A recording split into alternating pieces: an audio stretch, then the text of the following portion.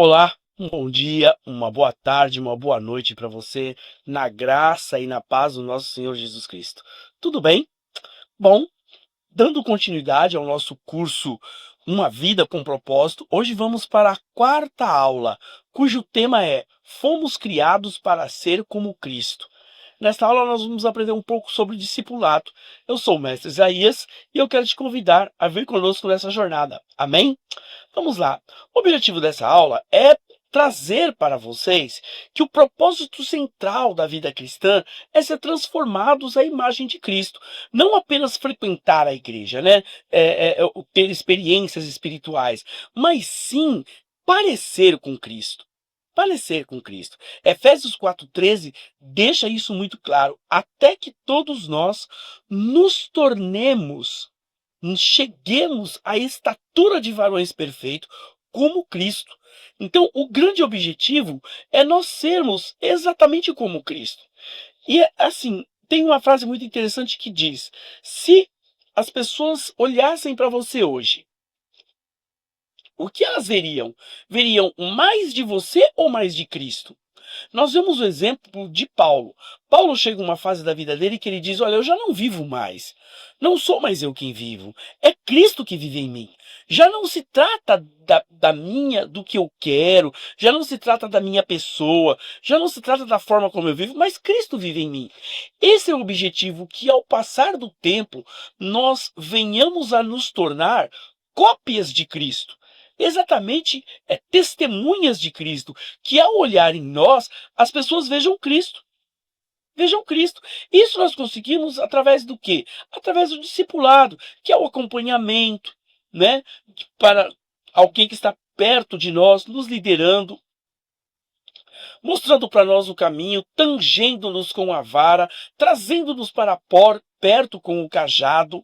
Então, essa é a função do discípulo, e nós, essa é a função do discipulador. E nós, como somos discípulos, nos submetemos às regras do discipulado, e não somente isso, também aos conselhos que dali virão, as orientações que dali virão. Então, o discipulado não é um curso, é um processo de vida, onde nós nos deixamos ser moldados por Deus, né? Onde o Espírito Santo passa a nos moldar. O discipulado não é sobre aprender mais de Cristo, mas é sobre se tornar como Cristo. Porque no frigir dos ovos, Deus não está interessado naquilo que você faz. As suas obras pouco têm valor para Deus. Na verdade, Deus está interessado no que você é.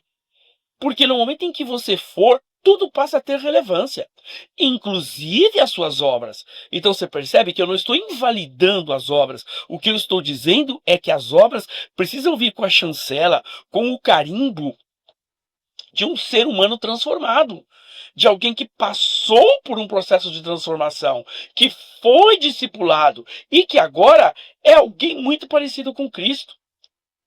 Então, o propósito de Deus é formar em nós verdadeiros cristos. A salvação é o início. Quando você levanta a sua mão e aceita Jesus Cristo como seu único e suficiente Salvador, ali é a porta de entrada. É ali a porta de entrada. Por quê? A partir dali você fez uma confissão pública de fé. Você disse: olha, eu opto por Cristo. É Cristo quem eu quero seguir. A partir deste momento, o inimigo já tem sérios problemas para chegar perto de você. Quando você passa pelas águas do batismo, isso se expande muito mais. Se você quiser saber mais sobre batismo, pode buscar uma aula que nós temos aqui no nosso curso, lá no início, onde vai falar somente sobre batismo. Nós temos aulas falando somente sobre o batismo nas águas, tá bom? Então você pode se aprofundar mais.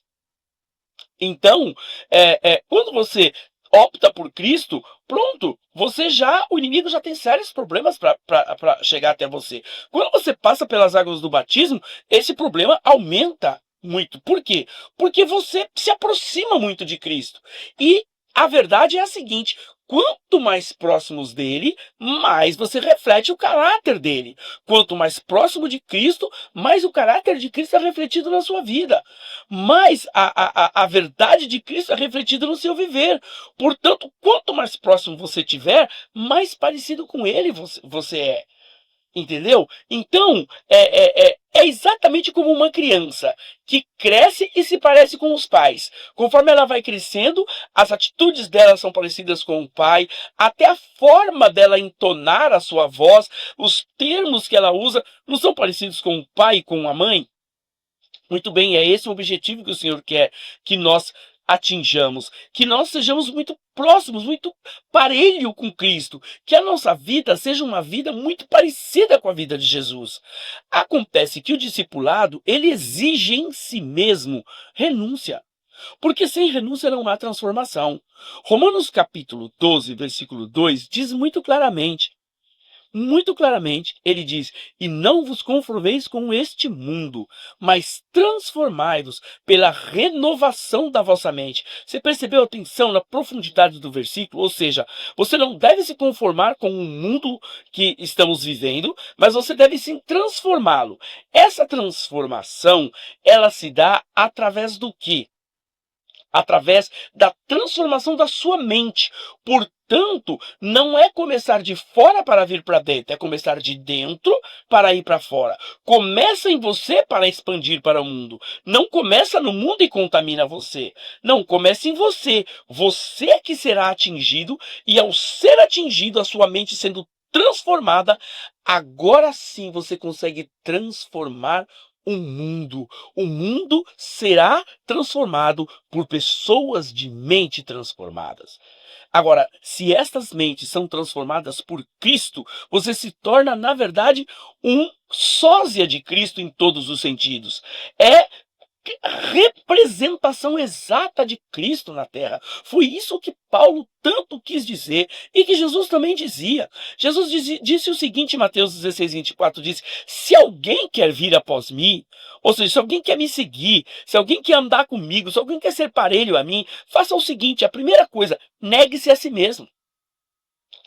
Você percebeu como a negação a si mesmo é condição sine qua non para que Cristo possa transparecer na sua vida? Porque enquanto o nosso ego estiver dominando, enquanto o nosso ego for soberano, enquanto o nosso ego não der espaço para Cristo, ele não vai atuar.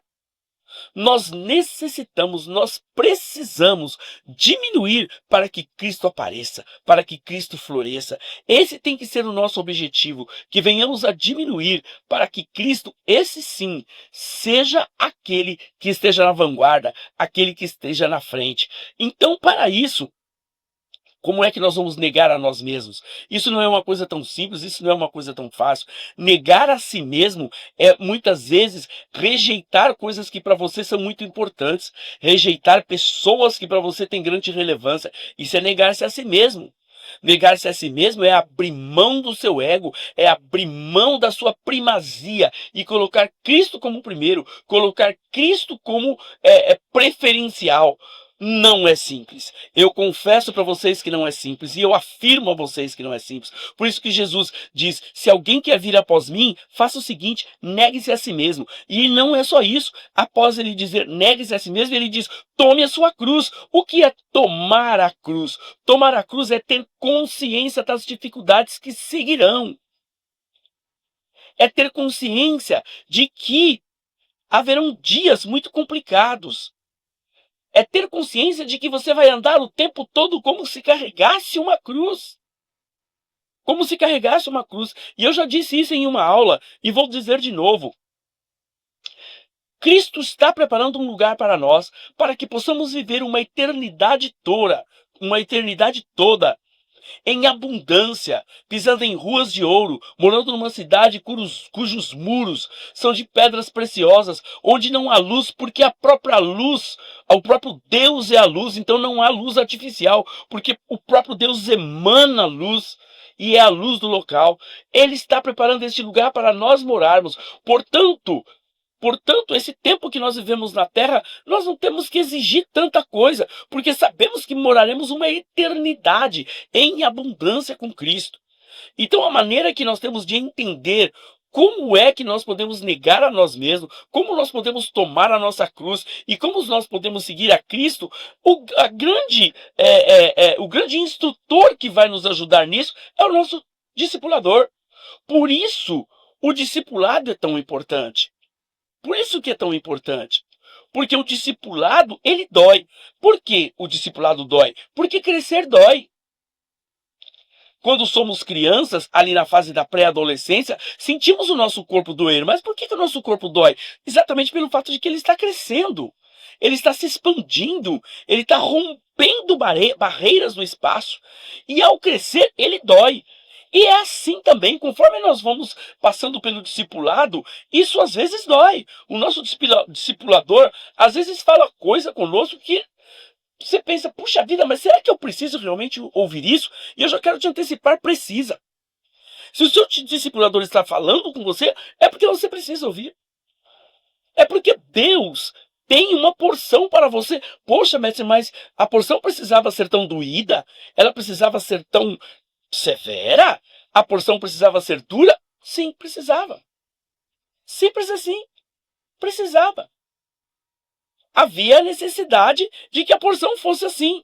E é por isso que ela foi. Entendemos que toda autoridade foi divinamente constituída sobre nós. E devemos dar graças a Deus pela autoridade que foi imposta sobre nós. Portanto, libere-se ao seu discipulado, negue-se a si mesmo, tome a sua cruz e siga. Siga na polpa de Cristo, siga após Cristo, siga no vácuo de Cristo, siga na sombra de Cristo. Não existe discipulado sem cruz e, consequentemente, não há cruz sem renúncia. A cruz pressupõe renúncia. Jesus teve que renunciar a si mesmo. No momento de grande angústia, ele chega a dizer: Pai, se possível, passa de mim esse cálice. E por que é que ele falou essa frase? Porque estava doendo. Ele disse isso porque estava doendo. E não estava doendo pouco, não. Ele sabia que poucas horas adiante ele sofreria com o vitupério. Ele sofreria com a tortura contumaz. Ele sofreria com a zombaria. Ele sofreria, a sua carne seria esmagada. Assim como está em Isaías, capítulo 53. O seu corpo seria moído. E por essa razão é que ele diz: Pai, se possível for, passa de mim esse cálice, mas todavia não seja feita a minha vontade, antes seja feita a sua vontade. E com isso ele diz: olha, eu estou assumindo, eu pego sim a minha cruz e eu sigo. O que eu quero te dizer é que você não consegue essa transformação sozinho. Você não consegue se transformar sozinho. Quem transforma a sua vida é o Espírito Santo. Por quê? Porque a Bíblia diz que é o Espírito que nos convence do pecado, da justiça e do juízo. Por mais eloquente que eu seja, por melhor que eu possa articular as minhas palavras, eu jamais conseguirei te convencer de nada. Porque caso você se convença com as minhas palavras, rapidamente você pode deixar de ser convencido.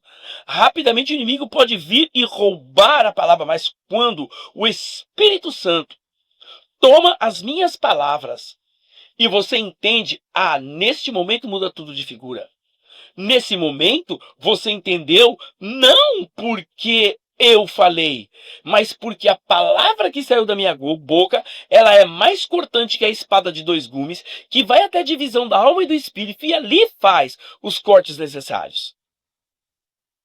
Por essa razão é que é tão importante nós termos um discipulador. Porque nós não podemos nos transformar sozinhos. O Espírito Santo usa 3 ferramentas principais para nos transformar: a palavra, a oração e as circunstâncias da vida. A palavra, mais cortante que a espada de dois gumes, que penetra até a divisão da alma e do espírito, e ali faz os cortes necessários. A oração, porque é a forma que nós temos de nos ligar com Deus. É a forma que nós temos de estar em contato online, para usar a palavra do momento, com Deus. E as circunstâncias da vida, por quê? Porque as circunstâncias mudam todos os dias. Assim como a misericórdia do Senhor se renova a cada manhã, também as circunstâncias da vida se renovam a cada amanhecer. A cada amanhecer, nós temos uma nova oportunidade de Deus para escrevermos sobre aquele dia. Todos os dias amanhecem como uma página em branco, onde nós vamos escrever qual vai ser o roteiro daquele dia. Portanto, é muito importante que você saiba que até as lutas e provações são instrumentos de Deus na formação do seu caráter. E o que é caráter? Caráter é o sentimento que delimita você. É o seu caráter que te impede de fazer coisas abomináveis, coisas execráveis. O Espírito Santo age direto no caráter, porque o caráter lembra você. Quando algo muito grave você está prestes a cumprir, o Espírito Santo te incomoda e diz: olha, não é bem por aí.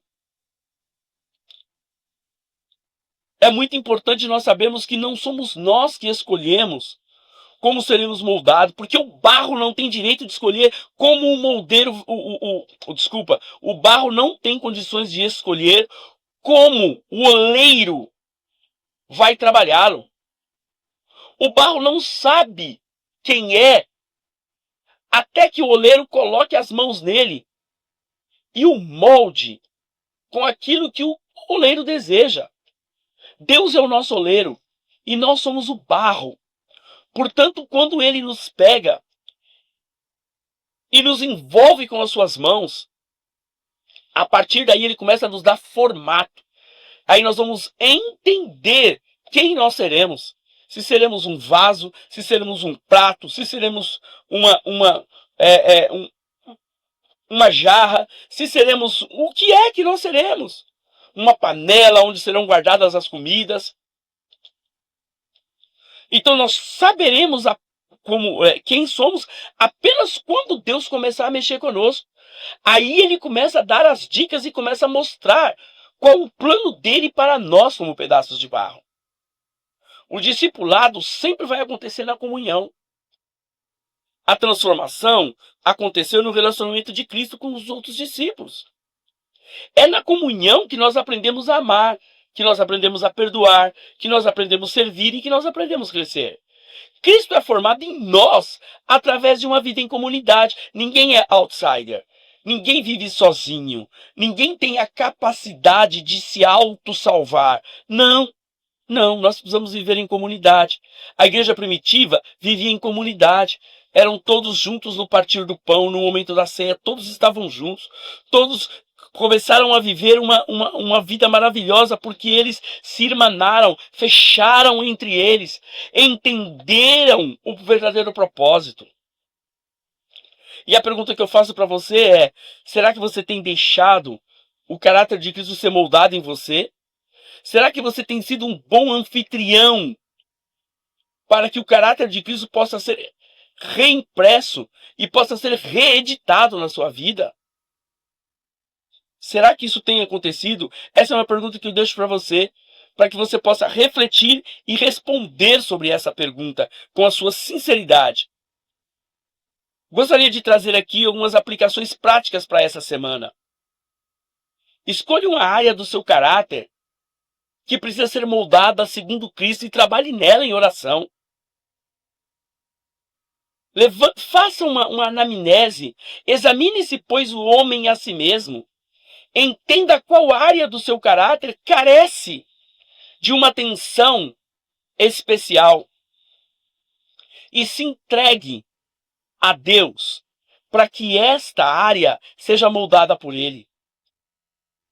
Uma maneira muito interessante de você passar a mudar a sua vida é memorizando a palavra, lendo a palavra. Comece devagar, memorize um versículo por semana.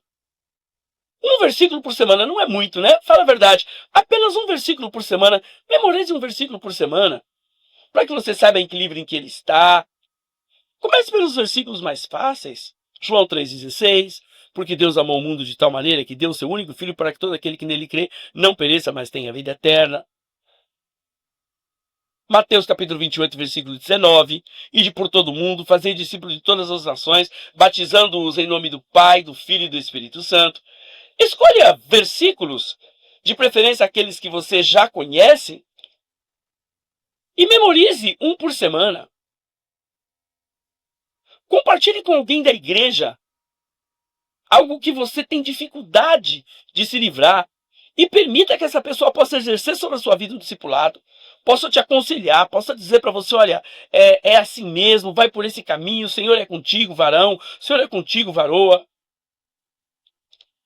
Seja alguém interessado, seja proativo dentro da casa de Deus. Não espere que as pessoas cheguem até você, aborde-os primeiro. Não espere que o pastor venha te cumprimentar. Não vá para casa triste porque, por alguma razão, naquele culto ele não te cumprimentou. Cumprimente-o você.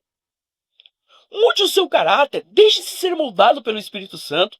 Aborde-o. Dê um abraço no seu pastor. Aborde os seus irmãos em fé.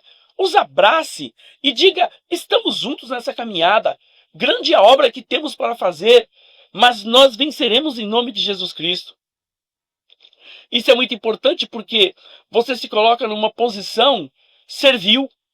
Quando é você quem aborda, quando é você quem chega e diz: muito prazer, um bom dia, uma boa tarde, uma boa noite, você está bem? Há alguém que eu possa te ajudar? Neste momento você se torna servil. E ao se tornar servil, você se iguala a Cristo, que foi servo e foi amaldiçoado, porque a Bíblia diz em Deuteronômio: maldito todo aquele que for pendurado numa árvore. E Jesus foi pendurado no madeiro. Portanto, ele se torna maldição por mim. Por mim ele se torna maldição. Ele se torna maldição por mim porque eu era maldito. A Bíblia diz que eu era maldito, mas quando? Quando Jesus Cristo assume essa maldição no meu lugar, lá naquela cruz do Calvário, agora eu já não sou mais maldito, porque a maldição foi fixada na cruz. Foi fixada na cruz. Então agora eu gostaria de, indo para o término dessa aula, eu gostaria de que você ouvisse algumas frases. Cristianismo sem discipulado é religião sem Cristo. É religião sem Cristo. Estando no discipulado, estando no cristianismo, você precisa ser discipulado por pessoas que estejam espiritualmente além de você, para que possam te orientar. Até porque ser discípulo não é apenas aprender de Jesus, é viver com ele. É buscar o objetivo de se parecer com ele, de se tornar com ele, de falar como ele, de andar como ele, de sentir como ele. Então não é apenas aprender sobre ele, não é um fato histórico. Não é um fato histórico. Ser discípulo não pode ser catalogado como um momento da história, não. Ser discípulo vai muito além disso. Infinitamente além disso. O oleiro, ele nunca vai desistir. Nunca ele desiste do barro. Deus também nunca desiste de você. Deus não desiste de você, muito pelo contrário. Deus está esperando que você desabroche, que você diga: eis-me aqui, Senhor. Eis-me aqui, Senhor. Após ter entendido a tua palavra, eu estou aqui para que o Senhor faça o que tu queres de mim. Faça o que quiser de mim, porque eu estou aqui à sua disposição. Então, nesta aula de hoje, nós vimos exatamente, no nosso curso de Uma Vida com Propósito, nós vimos o tema: nós somos criados para ser como Cristo. Nós somos criados para ser como Cristo.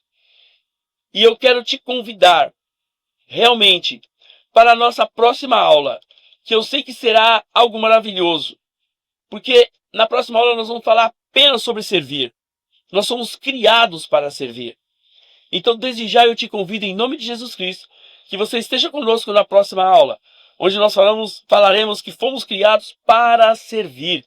Que o Espírito Santo esteja sobre a sua vida. Que o Senhor dos céus te abençoe e te guarde. Até a próxima aula, em nome de Jesus. Amém, amém e amém.